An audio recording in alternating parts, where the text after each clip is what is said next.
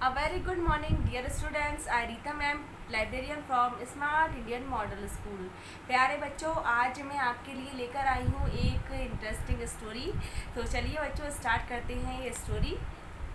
बच्चों, एक समय की बात है, एक गांव था, उसमें एक किसान रहता था। उसके पास में बहुत सारे जानवर थे और वो उन्हें पालकर अपना पेट भरा करता था। उसके सभी जानवरों में एक गाय थी जिसका नाम था रूबी।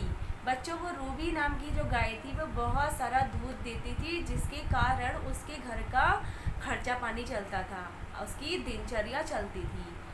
और बच्चों, क्या होता है कि बहुत दिन ऐसे ही गुजर जाते हैं। बहुत दिनों के बाद में वह जो गाय होती है वो बीमार हो जाती है। बीमार होने के कारण बच्चों वो दूध देना भी बंद कर देती है, अजीबो गरीब आवाज़ें निकालना शुरू कर देती है, और जिसकी वजह से जो किसान होता है वो बहुत ही ज़्यादा निराश हो जाता है, उसका बहुत ही ज़्यादा नुकसान होता है।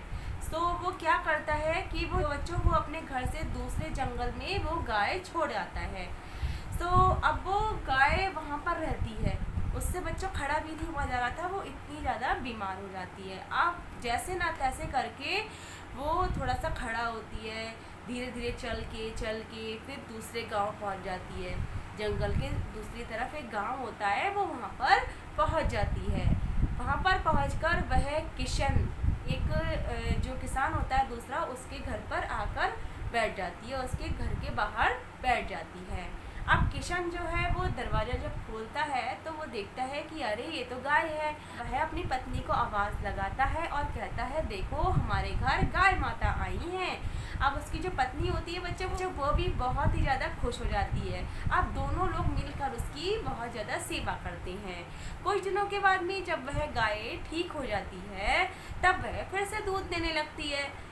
तो जिसके दूध को बेचकर वह खूब ज़्यादा माला माल हो जाते हैं, उनके घर बहुत सारा धन इकट्ठा हो जाता है।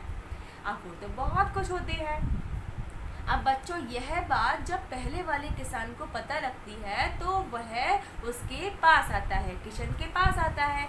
अब वह कहता है, ये गाय तो मेरी है, घर से दूर आ गई थी और तुमने इसे चुरा लिया है। अब वह कहने लगा, नहीं, यह गाय तो जंगल से अपने आप ही मेरे घर के पास आई थी और मैं ही इसकी सेवा करता हूँ, मैं ही इसको देखता हूँ, इसीलिए ये गाय किसकी हुई बच्चों? मेरी हुई। सो वो कहता है, नहीं नहीं, ये गाय मेरी है। अब वह जाते हैं उस गांव के मुखिया के पास में।